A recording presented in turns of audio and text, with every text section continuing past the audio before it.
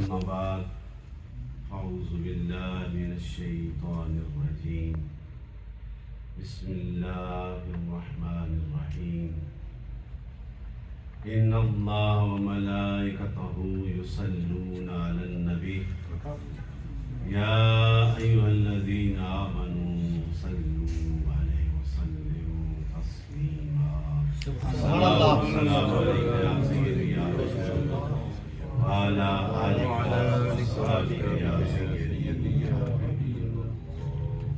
برادران اسلام، فدایان دل متین، شمع و رسالت کے پروانوں، عاشقان اولیاء، السلام علیکم ورحمۃ اللہ۔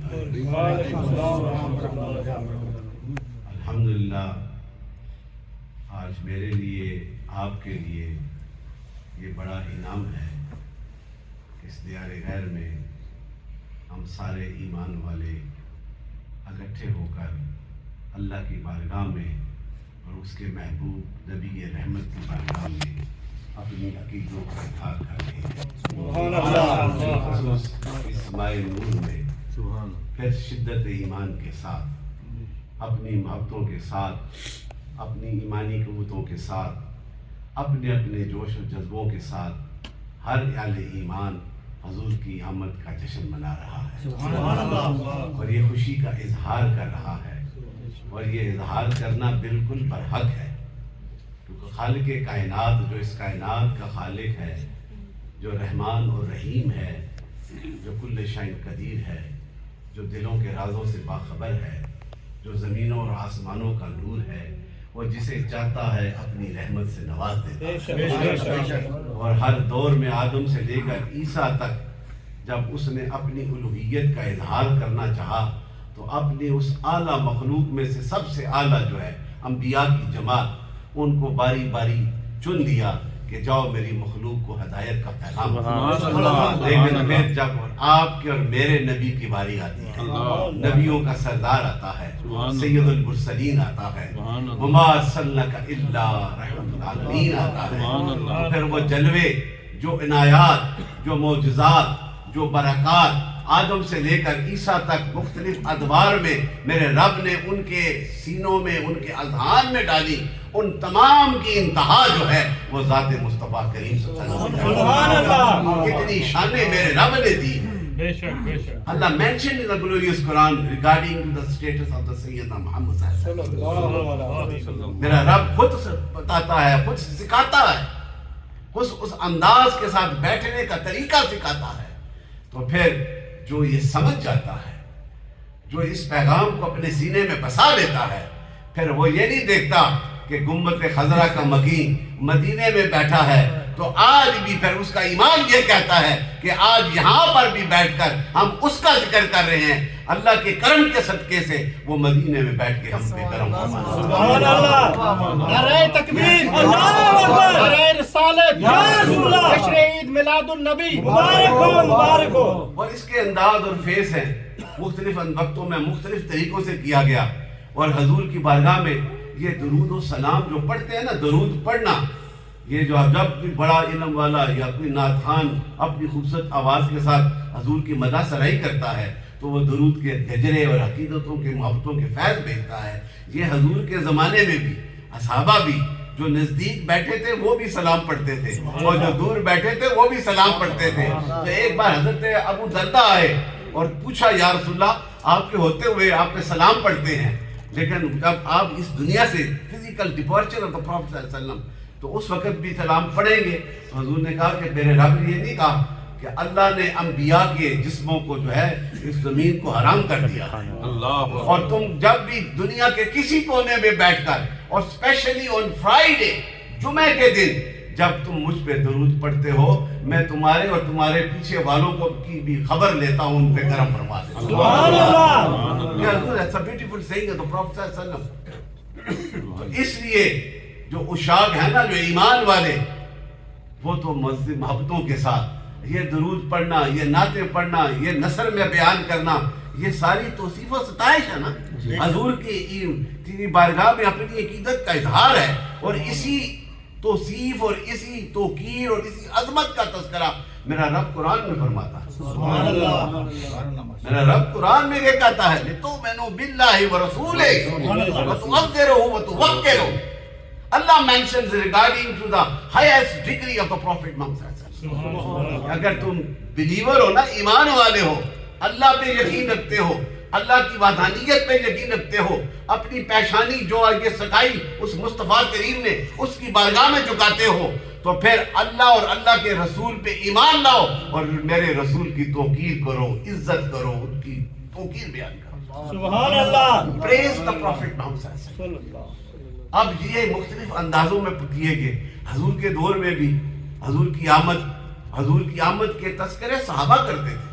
مولود شریف کا یہ جو آج بیٹھے نا، خالد صاحب کے وساطت سے ہم سارے بیٹھے ہیں، اور میں نے مبارکباد دیتا ہوں. تقریباً 2 یا 3 سال ہو گئے جب سے یہ سلسلہ شروع. خلیفہ قیوم قاسمی صاحب کو میں نے اجازت دی کہ یہاں پہ ختم خواجگان پڑھا جائے، اور اس کی برکت کا یہ صلہ ہے کہ کتنے صوفیاء یہاں پہ آ کے ذکر کا اعلان. یہ برکات ہے نا. ہر کوئی صوفی اپنے اپنے انداز میں کرتا ہے، لیکن کام تو یہ ہے نا اسے یاد کرنا ہے، اور وہ طریقہ جو حضور نے سکھا دیا. اسی طرح حضور کے صحابہ جو تھے نا، the companions, they used to praise the Prophet صلی اللہ علیہ وسلم. اور اپنی اولادوں کو بٹھا کر، اب بے شمار حدیث ہیں لیکن میں سب کا اجمال، ہر صحابی نے اپنی اپنی قوتوں کے ساتھ، کسی نے گھر میں بیٹھ کے حضور کا میلاد منایا ہے، کسی نے اولاد اور اپنے خاندان میں بٹھا کر حضور کی آمد کے تذکرے کیے ہیں. جو معجزات ہوتے رہے، جو مختلف بہت سے تاریخ دانوں نے لکھے، فلاسفر نے لکھے کہ کس طرح ان لمحوں میں، ان پاک گھڑیوں میں حضور کی آمد ہوتی ہے. اور یہ کملی والا جب آتا ہے تو پھر آسمان کے ستارے بھی سلامی کے لیے زمین ہے جی، اور فرشتے بھی سلامیاں دیتے ہیں، عرش والے بھی سلامیاں دیتے ہیں، فرش والے بھی سلامیاں دیتے ہیں. اتنی شان والا نبی ہے، اتنی عظمت والا. اور پھر اس سے بڑھ کر حلیمہ سعدیہ کو سب جانتے ہو نا. حلیمہ سعدیہ کا نام اس لیے ہم جانتے ہیں کہ وہ نبی رحمت کی دائیہ بنی تھی. بہت بڑی بڑی دائیاں تھی. ڈاکٹر صاحب وہ سارے کوئی نہیں جانتا. بڑے بڑے عرب کے، اس مکے کے روساد ہوتے، سرداران مکہ قریشی اور ہاشمی بڑے بڑے، کسی کو نہیں پتا کہ کس کے بیٹے کو کون سی دائی لے گئی.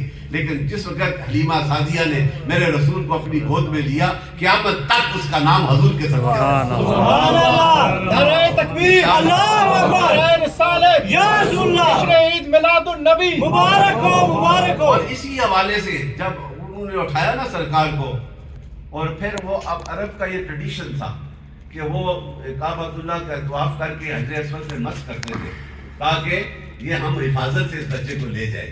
تو جب حلیمہ سعدیہ نے کیا، میں نے عساکر نے اسے منشن کیا ہے، بیٹی نے اسے منشن کیا ہے تاریخ والوں نے، اور اس میں جو ہے ابن ہشام نے لکھا ہے، یہ پہلے تاریخ دان، انہوں نے یہ لکھا. آپ کہتے ہیں کہ جب حلیمہ نے اسی طرح کیا، چکر لگا کے حجر اسود کے قریب لے کے گئی نا، تو وہ بھی مست ہو گیا. اسے بھی پتہ ہے یہ میرا نبی ہے. بوسہ دینا تھا، لیکن حجر اسود آج اپنی جگہ سے نکل کر اللہ کے حکم سے وہ میرے رسول کے کا بوسہ دیتا ہے. آج دیکھو کتنی، تو اس پتھر کو پتہ ہے یہ میرا نبی ہے. تو ایمان والو تم بھی مان جاؤ یہ میرا نبی ہے. آج بھی پکارو تو پھر وہ بھی کرم فرماتا ہے. جس نے کل پکارا تھا اس پہ بھی کرم فرمایا تھا. جس نے یہ پہچان لیا کہ اس کے سینے میں رب کے نور کے جلووں کی انتہا ہے، وہ قرآن عظیم کا فیضان ہے.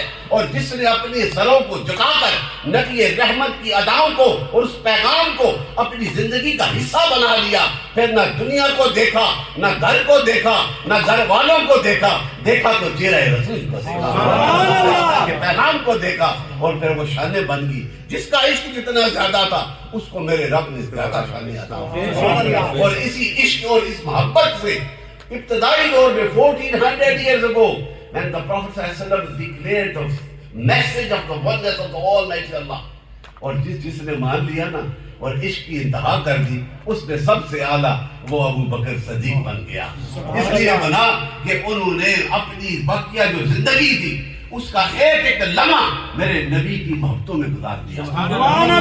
جو قریب آتا گیا، عمر فاروق آیا وہ بھی عاشق بن گیا، عثمان غنی آیا وہ بھی عشق والا بن گیا، علی شیر خدا آیا وہ بھی عشق والا بن گیا. اس لیے کہ حضرت علی شیر خدا کی اس وقت عمر پاک 7 یا 8 یا 9 مختلف انداز میں لکھتے ہیں. اس وقت بڑے بڑے ان کے رشتہ دار جب سرکار نے بلائے پیغام دیا سارے ہٹ گئے لیکن علی کھڑا ہو گیا. کہا یا رسول اللہ میں نے مان لیا تو اللہ کا نبی ہے اور میں اپنی آخری سانس تک تیرے ساتھ چلتا ہوں. اب یہ شان ایسے نہیں ملی, اس مشکل وقت میں ساتھ دیا تھا تو بڑی یہ شان ملی تھی. اور آج بھی میں اپنے امام سے کہتا ہوں جو بھی میرے نبی کے اس پیغام کے ساتھ, میرے نبی کے حسن و جمال کے ساتھ, میرے نبی کے ذکر و فکر کے ساتھ, میرے نبی کے سینے میں جو قرآن ہے اس کے ساتھ پیار اور محبت کرے گا اور اپنی زندگی میں اسے اپنائے گا جس طرح ان پہ میرے آقا نے کرم فرمایا ہے ہم پہ بھی کرم فرمایا ہے. اور یہ حقیقت ہے, حدیث شریف ہے, حقیقت ہے. حضور نے خود فرمایا اپنی نور والی زبان سے تم نے دیکھ کر مجھ پہ ایمان لائے ہو, میرے جلووں کو دیکھا ہے, میری خلوتوں کو دیکھا ہے, میرے حال کو دیکھا ہے, میرے رب کے فیضان کو دیکھا ہے جو میرے سینے میں اترتا ہے, ایمان لائے ہو. اور یاد رکھنا جو بن دیکھے میرا ذکر کریں گے تم پہ ایک بار ہے اس پہ 7 بار مبارک. سبحان اللہ, نعرہ رسالت یا رسول اللہ. تو یہ وہ فیضان آج ہم میلاد کا مقصد ہی نہیں. یہ میلاد شریف جو حضور کی آمد کے تذکرے کیے جاتے ہیں, حضور کی سیرت کے تذکرے, حضور کے معجزات کے تذکرے, حضور کی غزوات کے تذکرے, حضور کی اس پاک زندگی کے ایک لمحے کے تذکرے کرنا, اس لیے کہ اس سے ایمان کی تازگی پیدا ہوتی ہے. اور جس فضا میں یہ ذکر ہوتا ہے آپ اور ہم سنتے ہیں, رب کے فرشتے بھی اتر کر سنتے ہیں. اس آقا کے ذکر خیر اور ذکر کمال کی برکات کا یہ صدقہ ہے. تو پھر میرے دوستو آج ہم بھی خوش قسمت کہ حضور کی اس میلاد شریف میں, مولود شریف میں اکٹھے ہو کر حضور کا ذکر کر رہے ہیں اور حضور کی نسبت سے اپنے ایمانوں کو تازہ کر رہے ہیں. آپ دیکھ لیں اس دور کے, میں ایک 2 اور حوالے سامنے رکھتا ہوں کہ حضور کے میلاد کی برکات اور ان کا ایمان, صحابہ کا ان کا ایمان ہم سے اعلیٰ ہے. انہوں نے ساری آنکھوں سے دیکھ کر ان جلووں کو بسا کر پھر آخری سانس تک ہر صحابی, امام احمد بن حنبل فرماتے ہیں جو ایک لمحے کے لیے بھی آیا نا حضور کے دربار میں ایمان کے ساتھ بیٹھا, جسٹ فار اے مومنٹ, ایک لمحے کے لیے, ایک سیکنڈ کے لیے آیا اور ایمان لے آیا, اور جس نے ساری زندگی حضور کے پاس بیٹھ کر ایمان حاصل کر لیا اس کا مقام یہ ہے کہ وہ صحابی رسول بن گیا. چاہے وہ لمحے کے لیے بھی آیا, ایمان کے ساتھ آیا. کہیں آئے تھے, آئے بیٹھے دیکھا جلوہ, ایمان لے آئے, وہ بھی صحابی بن گئے. اور جو اصحاب صفا میں بیٹھے رہے وہ بھی صحابی بن گئے. لیکن شانوں میں, عظمتوں میں اور عشق میں ہر ایک کا مقام آتا ہے, ہر ایک کا مقام ہے. اور میرے اور آپ کے سب صحابی اعلیٰ ہیں, میں تو سب کے ماننے والا ہوں, سب کی عظمتوں کو سلام پیش کرتا ہوں, لیکن نقشبندی ہونے کے ناطے سے ابو بکر سے پیار کرتا ہوں. سیدنا ابو بکر صدیق کو اس لیے کہ حضور نے جو فرما دیا. وہ مائی آئی تھی نا ایک کام کے لیے, تو پوچھا, مسئلہ تھا, سرکار سے پوچھا تو سرکار نے بتا دیا. پھر اس مائی نے عرض کی یا رسول اللہ کہ اگر میں پھر تو ایسا مسئلہ آ جائے اور میں آؤں پھر آپ کو نہ پاؤں, حضور نے کہا کہ مجھے نہیں پاتی تو ابو بکر کے پاس چلی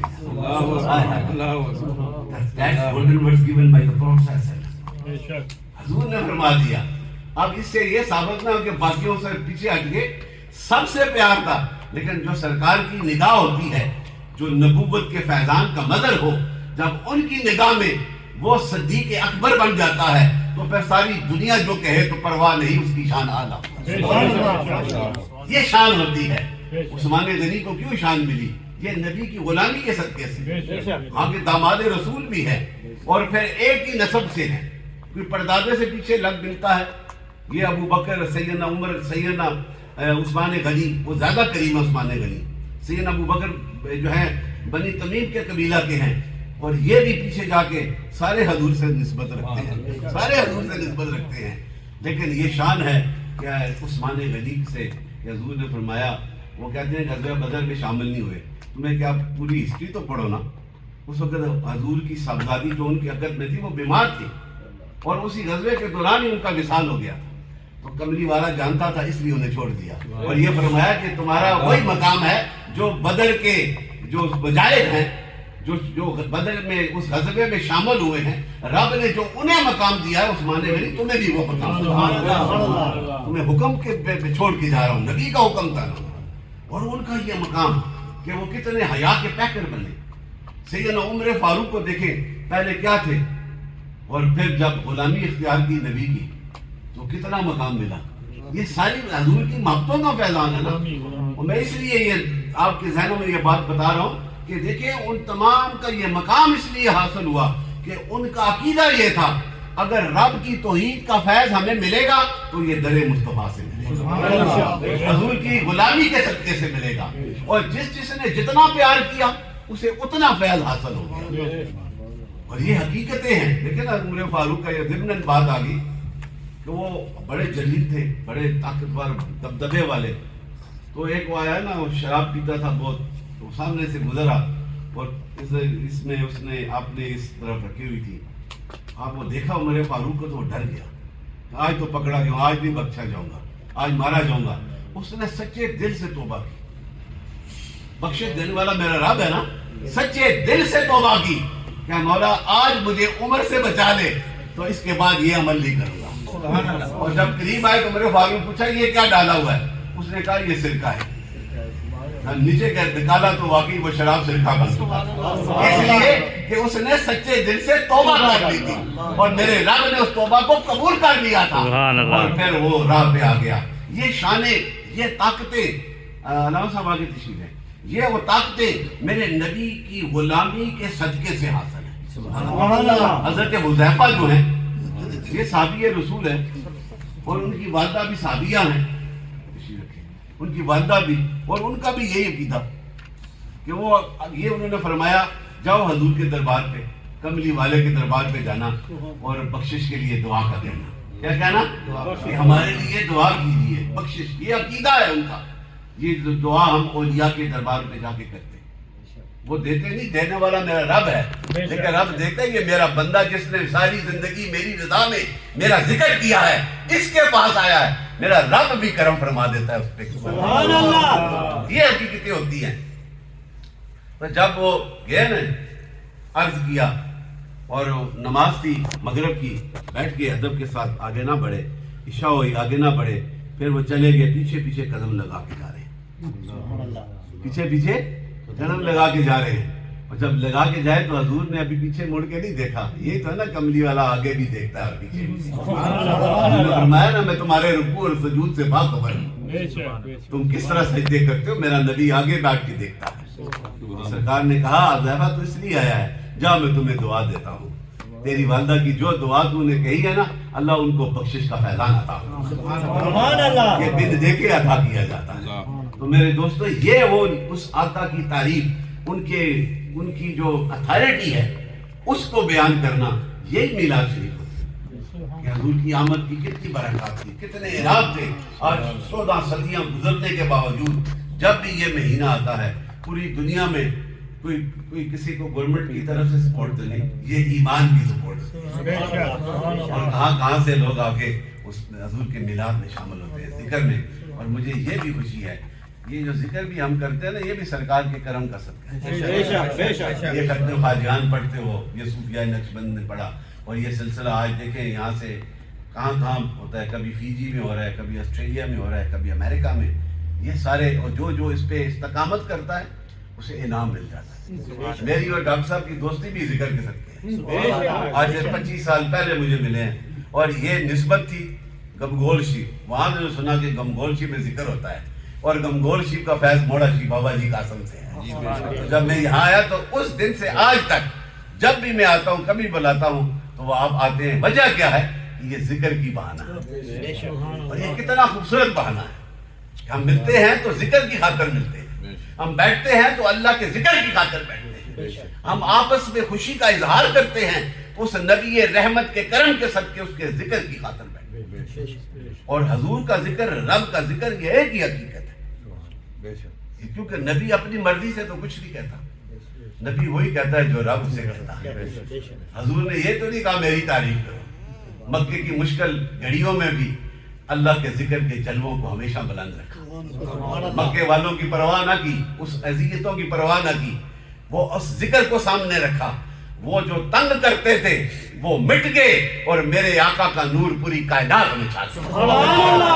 ہے کہ نہیں ہے؟ نعرہ تکبیر، نعرہ رسالت، نعرہ رسالت. یا رسول اللہ، جشن عید میلاد النبی مبارک ہو، مبارک ہو۔ اس لیے یہ اللہ کا فضل اور اللہ کی رحمت، یہ میرے آقا کے وجود پاک ہے، لیٹ دم ریجائز، خوشی کا اظہار کرو۔ قرآن میرا کہتا ہے نا، خوشی کا اظہار کرو، اور ہم اسی طرح اپنے اپنی قوتوں کے ساتھ، جس طرح الوی صاحب نے، اس بچے نے خوبصورت آواز کے ساتھ مدح سرائی کی، حضور کا ذکر کیا، حضور کی شانوں کے حوالے سے شاعر لکھتے ہیں اور اس کا تذکرہ اپنی خوبصورت آواز سے کرتے ہیں، یہ ہمارے ایمان میں تازگی پیدا ہوتی ہے۔ میں پروفیشنل کی بات نہیں کرتا جو فکس ہو کے آتے ہیں، وہ جو اللہ کی رضا کی خاطر بیٹھتے ہیں نا، انہیں کے دل میں پھر خیال ہوتا ہے، وہی پھر عطا ہوتی ہے۔ ان کی نظر اس طرف ہوتی ہے اور ان کی نظر گنبد خضرا کی طرف ہوتی ہے، پھر وہ انعام حاصل ہوتا ہے۔ اور حضور کے صحابہ نے بھی حضور کی مدح سرائی کی، حضور کا ذکر کیا، اور کتنے کعب بن زہیر جو سنا ہوگا، ایک بڑا شاعر تھا مکہ کا، وہ پہلے ہجوم وہی کرتا تھا، اسلام کے خلاف باتیں، حضور کی شان کی اذیتیں دیتا تھا، حضور پر دکھ ہوتا تھا، لیکن میں قربان جاؤں، ڈائریکٹر آف دا پروفٹ محمد صلی اللہ علیہ وسلم، تفسیر ابو بکر صدیق کے حوالے سے آئے نا، مدینہ میں چادر کی ہوئی تھی جی معافی کے لیے، کہ میں ساری زندگی یہ شاعری کرتا رہا، اب میں معافی چاہتا ہوں، تو کیا معافی ہو جائے گی؟ میں قربان جاؤں آقا پہ۔ انہوں نے کہا جو دل سے آ کے معافی مانگے اس سے بھی معافی ہو جائے۔ آج تاریخ میں اس کا نام ہم لکھتے ہیں، تو ایمان لے آیا تھا، اس لیے لکھتے ہیں کہ اس نے مان لیا کہ حقیقت یہ ہے، اور در رسول کے ساتھ لگ گیا وہ آلہ بن۔ آج ہم نے بھی یہ عہد کرنا ہے، حضور سے وفا کرنی ہے۔ ایک آخری اور امام جوزی کا ایک حوالہ میں آپ کے سامنے رکھنا چاہتا ہوں کہ حضور اور حضور کی اولاد اور حضور کے صحابہ سے پیار کتنا بڑا انعام ہے۔ بلخ بخارا ایک جگہ ہے، وہاں پہ قید پڑا اور بڑا دکھ ہے، اس میں ایک آل رسول، ایک سیدادی تھی، وہ بھی پریشان حال، تو وہ ایک بڑا امیر مسلمان تھا، اس کے پاس سارے لوگ لینے لگا کے جاتے تھے، وہ کرتا، جب وہ آئی مائی تو اس نے کہا کہ میں سیدزادی ہوں اور میں غریب الوطن ہو گئی۔ تو اس نے پوچھا تمہارے پاس ثبوت کیا ہے، تمہارے پاس ثبوت کیا ہے؟ تو بڑی افسردہ ہوئی، وہ پھر چلی گئی، تو رات پھر آگے گئی تو ایک یہودی تھا، تو امام جوزی کہتے ہیں کہ یہودی کے پاس جب اسے پتہ چلا تو اس نے احترام کیا کہ نبی رحمت کی اولاد میں سے ہے۔ اس نے اپنے گھر کے اس کمرے کو صاف کرایا اور گھر والوں کو کہا کہ اس کمرے کو صاف کرو، یہ سیدزادی یہاں پہ رہے گی اور اعلیٰ سے اعلیٰ کھانا اسے کھلاؤ۔ اور یہ اس نے دل سے احترام کیا، نبی کا، حضور کا احترام کیا دل سے، اور جب دل سے احترام کیا تو رات کو حضور نے اپنا جلوہ دیکھا، جب جلوہ دیکھا تو ایمان لے آیا، اسی رات کو اسے بھی جلوہ آ گیا، اور وہ دوڑتا ہوا آیا کہ واقعی میں نے کیا کیا کر دیا، میں نے کیا کر دیا، پوچھا تمہارے پاس ثبوت کیا ہے؟ صبح دوڑتا ہوا آیا، پوچھا، پتہ چلا اس یہودی تو اس کے پاس ہے، تمہارے پاس یہ نہیں رہ سکتے، یہ میرے پاس رہیں گے۔ انہوں نے کہا کیوں؟ تو کل تو چھوڑ آیا تھا۔ انہوں نے کہا کل تو میں نے پوچھا تھا لیکن جلوہ میں نے دیکھ لیا، جب میں خواب میں تھا تو میں نے دیکھا لائن لگی ہوئی حضور کے دربار میں، جب میں قریب آیا تو حضور کو کہا کہ مجھ پہ کرم ہو جائے، میں بھی مسلمان ہوں۔ تو حضور نے پوچھا تمہارے پاس ثبوت کیا ہے؟ تو صبح پر دوڑ کے آگے ڈھونڈنے لگا تو اس یہودی نے کہا اب وقت گزر گیا ہے، یہ جلوہ تو نے بھی دیکھا ہے، جلوہ میں نے بھی دیکھا ہے، میں تو ایمان لے آیا ہوں، اب میں ہی خدمت گار ہوں۔ تو یہ حضور سے پیار کرنا، حضور کی محبت کرنا، یہی ہمارے ایمان کا تقاضا ہے۔